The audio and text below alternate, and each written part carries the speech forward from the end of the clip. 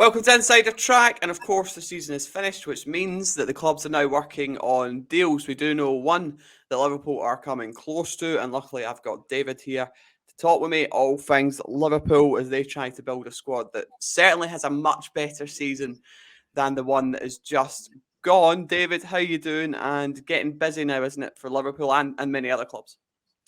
Yeah, exactly. It's, the season ends. There's no rest for the wicked or no rest for any journalists because it's going to be a sort of busy period. And we know for Liverpool as well that they want to get business done early. So this period in particular is going to be pretty crucial, I imagine. Yeah, so let's just quickly talk. We'll move on to kind of where they're looking at targets. We can maybe look at some outgoings as well. Let's get one out of the way because we know that Alexis McAllister now looks like he's on his way to Anfield. That's starting to get closer and closer. You've seen the images of him saying goodbye, didn't you, to the Brighton fans with De Zerbi, and the World Cup winner looking like David is going to be Liverpool's first signing now.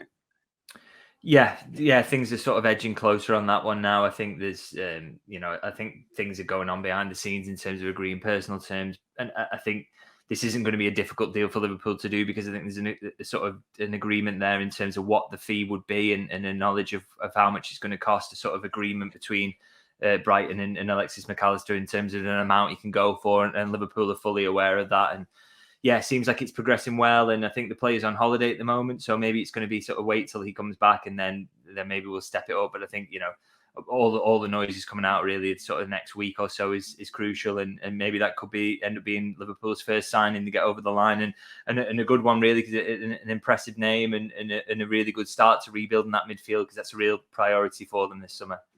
A very Klopp player, isn't he? Alexis McAllister. He's got skill and talent and ability, but he's also got that industrial side to him, the work ethic, how much he puts into the game, how much running he does. So a very, very Klopp signing indeed. But of course, we know the midfield is a full rebuild, David. We've kind of talked about this before, haven't we, mate? So let's talk about how things are going there. Also, that means there's some outgoings. James Milner, will put him in the midfielder bracket now, although I think, like I said this before, I think you can put him in goals and he'll give you a 7 out of 10. But James Milner's obviously away at Brighton. Cavallo as well. We know there's been a bid in for Cavallo from a Champions League club. We know that there's interest in him from a lot of places, potentially for loans as well. But it looks like he could be out the door as well on a permanent deal. Yeah, so it's a bit of a sort of tricky situation, this one at the moment. So a bid did come in around a month ago from RB Leipzig, I understand, and they were really interested in bringing Carvalho in. And you can understand why they've been encouraged on that front, because obviously it's been a really difficult season for him at Liverpool. He haven't played anywhere near as much as he would like to, and that's a real struggle for a young player, isn't it? In terms of the development, they need to be on the pitch a lot.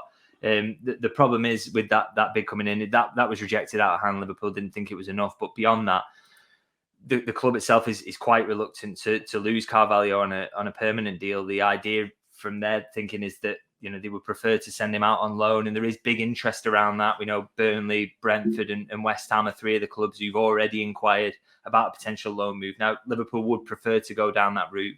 I think there's a sort of slightly different perspective on it from the players' side. The thinking is that if your player goes out on loan, a young player in particular, and you end up at a club where maybe the style of play doesn't end up suiting you, and you struggle for minutes on that basis, or there's a relegation battle ensues, and then again, why would a manager trust a young player?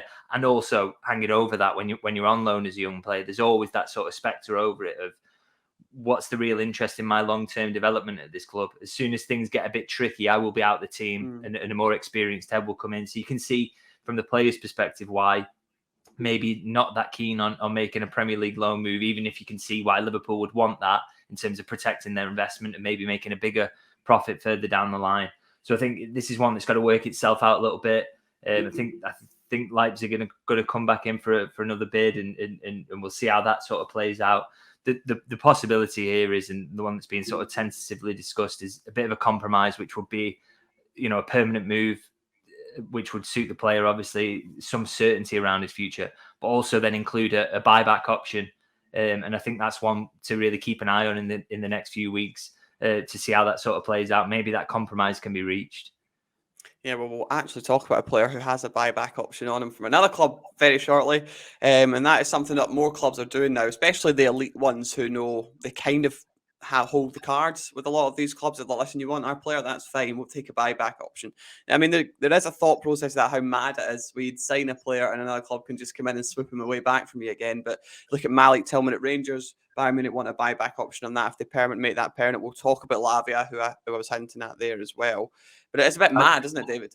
Well, a good example, actually, one that Liverpool sort of did recently was Ryan Brewster when he went to Sheffield United. So Liverpool have a history of sort of agreeing to those sort of things. I think with Brewster, it was, there was a knowledge there that, okay, we really rate this player and not that keen to lose him at the time they did, but let's protect ourselves because we think he's got a lot of potential. Obviously, it hasn't kind of really worked out that well for him at Sheffield United, not played as much as he'd like or scored as many goals.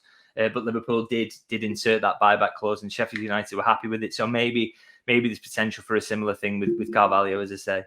Let's talk. We're talking buyback clauses, David. So why don't we keep on that vein, shall we? And let's talk about Romeo Lavia. He obviously has a buyback clause from Manchester City. Doesn't become active until next summer, but that, of course, is pushing people who are interested. So let's talk about a few of the clubs. We'll come to Liverpool in a moment. We know that Manchester City could go in early, and try and get him. Pep Guardiola has been very impressed with what he's done at Southampton.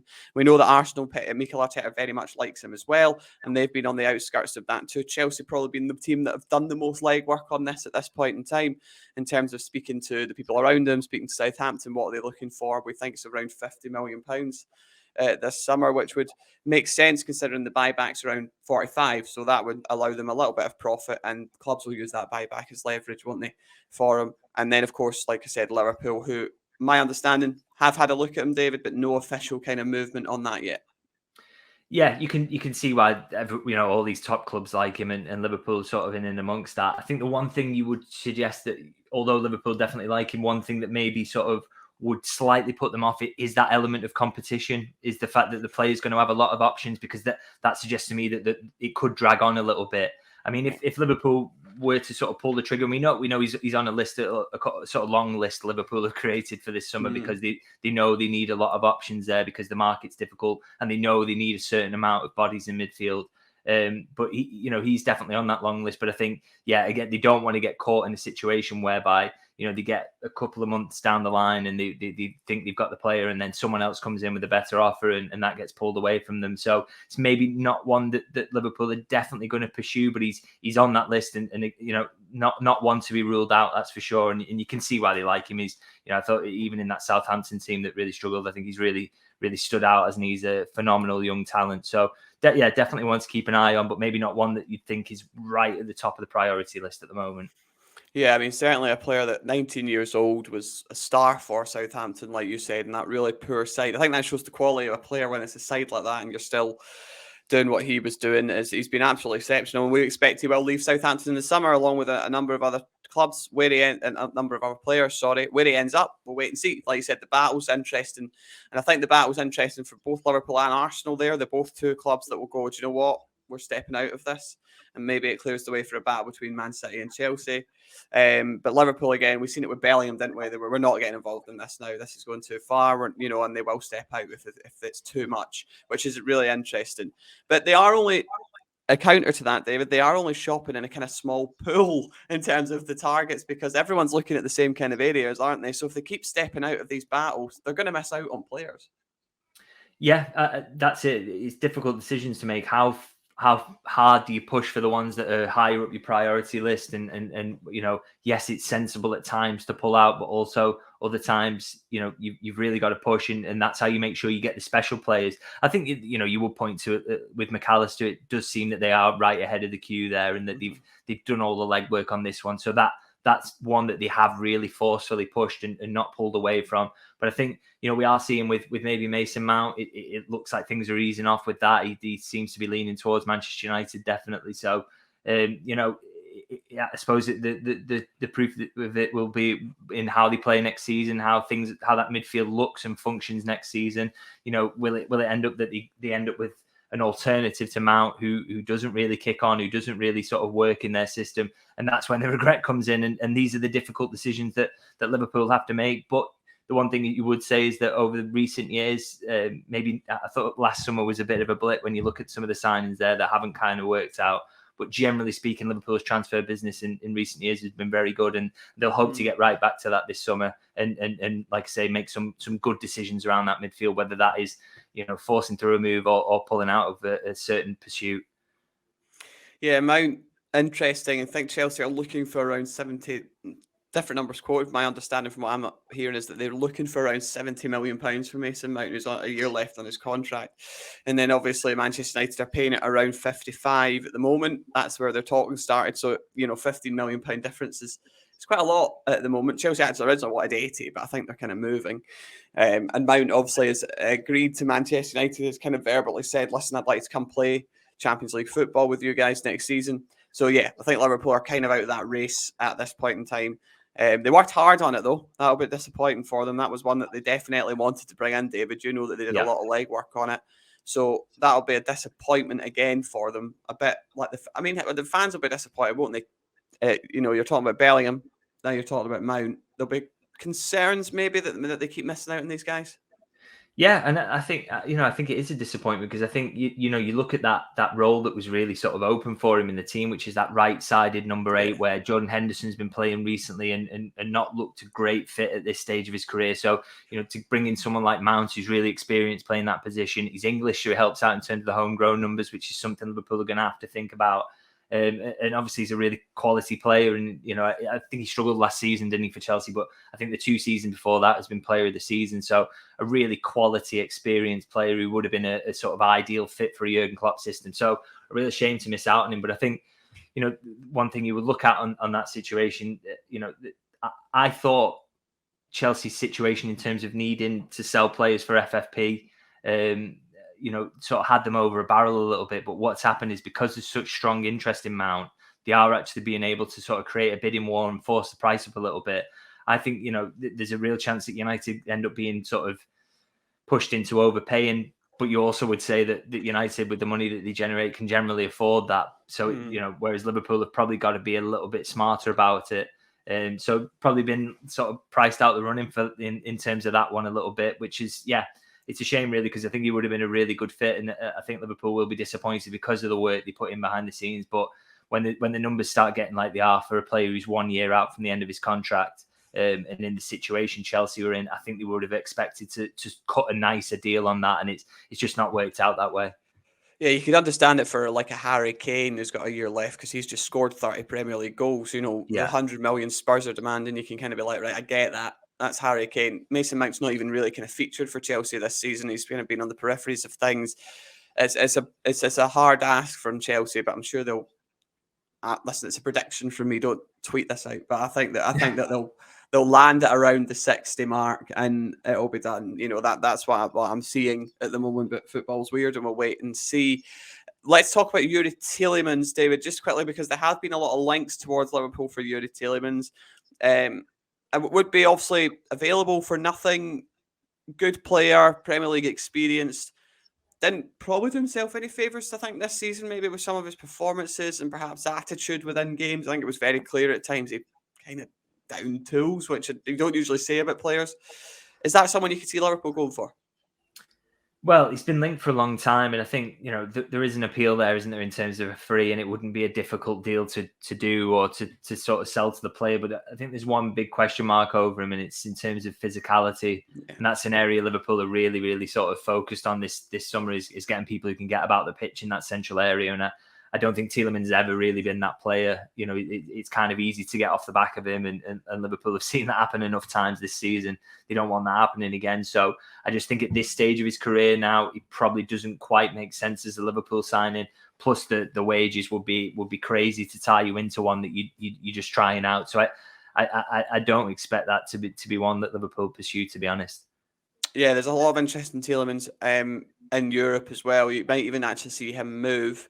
Borussia Dortmund have looked at him and stuff like that, so you might actually see him move out of the English game altogether. So wait and see on that his front. Talk to me about Kefren Turan, David. This is one that's really been hotting up over the last few days. He's a 22-year-old. If you don't know who he is, 22-year-old, plays for OGC Nice. He's only got his contract expires 2025. But he's been very impressive, and Liverpool not the only team that kind of are looking at him here. What do you know about Thuram, David? And how are things looking for Liverpool on that front? Yeah, so well, I don't want to jump ahead, but I kind of like to bundle this in actually with the Manu Kone, who's at Mönchengladbach. I think because they think they're sort of a really good example of where Liverpool are at the moment. So the likes of Mount falling off the table. Now they're looking at the next sort of list of really talented young midfielders across Europe who would really fit the bill in terms of statistically and in terms of profile and the young, and they've got ability to grow. I think these two definitely two that Liverpool are looking at the moment. I think it's not quite as advanced as sort of is being suggested. I know there's been links thrown out there at the minute, and it's some supporters on social media sort of seem to think, okay, yeah, we're definitely chasing these two, and this is a done deal. I think it's we're still at the tentative stages, talking to agents, looking like finding out what the conditions of a deal would look exactly like, and doing all that background work. We're not at the point where bids are being thrown in or anything like that, but definitely those two in terms of age and profile really fit the bill for Liverpool, and would be really sort of good complementary signings to someone who's already Premier League experienced, like a McAllister. Sort of would give you that balance there as well. So yeah, I can 100% see something coming out of those sort of two links, and I think I'm not so convinced that it's going to be both of them coming in alongside McAllister. Maybe it could be either or, but that's speculation. You're disappointed Liverpool fans by saying Yeah, those things. To be fair, that one's just speculation from me. That's just a feeling rather than a sort of one where I'm offering insight. I'll be honest about that one. But we'll see. That they're definitely two to really keep an eye on, because I think, yeah, like I said, they look like really good fits, and you can see that they would show up in sort of the statistical profiling that Liverpool would do. So let's see how those sort of pan out over the next couple of weeks, particularly with McAllister sort of being around a week away from being done, or so we expect. Then I think we'll really see things ramp up in terms of Liverpool's alternative targets, and they would definitely be two of them. Yeah, it's interesting. They are the epitome of Klopp, really, though, the two of them. They are the kind of first signings he made when he came in, and you were like, is this guy really going to win the league with these guys? Is he going to... But these are the guys that we are used to Jurgen Klopp turning into world beaters. So it does make sense. When Liverpool were going for Mount, I think there was a kind of train of thought from most people where it was like, yeah, he's English, and we know that they need the English contingent in there for homegrown status and stuff. But it was a bit non-Klopp, someone like Mason Mount, wasn't it? So this does make more sense. Thuram, obviously, and Kone, two very, very good athletic players. You've spoken about that can get legs in the midfield that they desperately need. They desperately need that. On Carvalho, just quickly, and the Leipzig links all add up as well if you want to join the dots. Just a wee side note, because Nkunku's set to join Chelsea in the summer as well. And then Dominic Sabasai is in talks with Newcastle are pushing to sign him as well. So they need people in there. So I would expect them to absolutely come back. Sorry, I know that's rewinding to about 20 minutes ago, but it just came into my head there. Talk to me about some other players who could leave, David. We've seen Milner go, like we spoke about as well. So who else can you see leaving that Liverpool midfield this summer? Yeah, so there's a few question marks sort of across the squad. I think, if just speaking about the squad in general, obviously there's a couple that we know sort of would be in line for potential moves. So Kevin Kelleher is number one, really, in terms of, I think, it's time for him to move on. First team football, we expect this interest across the Premier League. I think Brentford, Brighton are a couple of clubs who've been linked. Maybe even Tottenham actually may end up needing a new goalkeeper. So I think his national team manager has said, hasn't he, that he expects Kevin to move on. So I think that's something that's going to happen. Which is a bit contradictory to what Klopp said, 2 weeks ago, which is like, he's not going anywhere. But listen, that's football. Yeah, I think that's very much sort of, this is us offering a public position of, it's going to take a lot of money to get him out of there. And I think that's what we're going to see. But, beyond that, obviously he's an obvious one. We know the ones who've left on free transfers, but there's a couple sort of beyond that where you think there are question marks there. So I would say Kostas Tsimikas is 2 years out from the end of his deal. Is it time for him to maybe play more football from his perspective? Because 2 years out from the end of contract, you either sign a new one now at this point, or you possibly Liverpool start looking at making the money. It does an offer come in that he thinks is good enough. I think there's a question mark there that he could potentially go if that were to happen. Joel Matip, a year out, is he possibly happy to take the hit on wages to move back to a European club and maybe play more football there, because it's not been a great season for him? Joe Gomez only signed a new contract last season, but I think that there are question marks there in terms of, Does he want to get back in the England setup? If so, he probably needs to move, because I think he's not going to get the football, particularly as Liverpool are looking to sign a defender, we know, this summer as well. So those are sort of three that really stand out to me as potentials for moves this summer. Obviously, we know Carvalho as well, as you can throw him into the mix. So, they're not players that Liverpool are forcing out the door. They're not kicking them out by any means or putting them up for sale. It's nothing like that. But they've all got interesting decisions to make around the future, particularly if there is interest comes in from elsewhere and you think this could suit me. So some really interesting decisions to make there, and it will also give Liverpool decisions to make as well. In terms of, can we afford to lose Tsimikas? Do we need another backup fullback? What do we need there? So some really sort of difficult decisions to make, really, for the manager and also for the players themselves. Yeah, well, they've got young Ramsey there, who I'll always champion because he's Scottish. But they've got Ramsey there, who's actually played right and left for Aberdeen in the past, a bit like a Hickey, kind of a Brentford, that kind of mould. So there is numbers there. Gomez, interesting, was given that deal. I think maybe some people at the time were a bit like, really, this guy's in and out. We're not too. But again, Liverpool can secure their finance on the asset. Basically, they can, if he's got a deal, it's more to pay him out of it. There's that a lot of the time, a lot of interest from him in the Premier League clubs. So you could see a number outgoing too. Kelleher does need to be playing. Great goalkeeper, but absolutely needs to be playing football. So I would expect some movement for him as well. And then let's talk about up top. They seem pretty settled up top, David. They've got numbers that are ridiculous. Fantastic strike force, really. Núñez, half decent first season, I think you say. Had a real spark just at Christmas time, and then after the World Cup kind of fell off, didn't he? Then you've also got Diaz up there, you've got Jota up there, of course you've got Mohamed Salah. Some stories coming out today that Sadio Mane will return to Anfield, but what I'm hearing, I don't think that's likely, David. But you can tell me if I'm wrong. Yeah, no, I that's absolutely not happening. Can't see Sadio Mane coming back. It's which is a shame for supporters in terms of, I know he's still well regarded at Liverpool, but I think Bayern sort of seemed surprised that he struggled this season. But I think any Liverpool fan could tell you that he had that sort of late renaissance at Liverpool in his last 6 months of the season, where he played in the centre forward position and he was almost reinvented and did really well there. But he had been patchy prior to that. And it did look a good move at the time for Liverpool to sort of part ways at that point. So yeah, no plans to bring him back. And in terms of the forward line, it's right that Liverpool are quite well settled there, and you think they're going to get more football out of Diaz, more football out of Jota next season, so they'll look much better in terms of forward options. Hopefully Núñez can kick on, because as you say, not a bad first season, but patchy in parts. He needs to find that consistency, and that really needs to happen. But you're losing Firmino out of that position, and yes, you've added Gakpo, but if you lose Carvalho as well, you're starting to thin the numbers a little bit. Does maybe Harvey Elliott get pushed into being a forward option a little bit more if you sort in the midfield out? Perhaps that happens, so that helps things. But you do wonder if Liverpool, if they do get more injuries there, whether they'll be a little light. But that's something they've got to decide going forward. But it's definitely not a priority at the moment. That's a midfield and the defence. But if they do lose numbers there, maybe it's something for them to look at. Can they get a little cheap young one who can come in and maybe play a few minutes in the way that they hoped Carvalho would, I suppose? Yeah, and unfortunately that's not going to happen for Carvalho. Harvey Elliott has obviously played the right forward, right wing role before, so certainly an area he can cover. Just quickly, David, defence then, how are they looking for bringing someone in that position? Yes, it's kind of quiet at the moment, really, in terms of links. I know one of the big names that's been linked a lot is Jurriën Timber, but my understanding is he's not on the list at the moment. I don't think that's a deal that Liverpool are going to pursue this summer, which leaves not a lot of other names really that we've heard out there. I know Mickey van der Ven at Wolfsburg is one. I'm struggling to sort of stand that up, to be honest, at the moment. But he's someone that Jörg Schmadtke knows quite well. Apparently, he's very, very quick, and he's got the height as well. So, in terms of how Liverpool profile the centre backs, looks like he could be a good fit and possibly one to keep an eye on.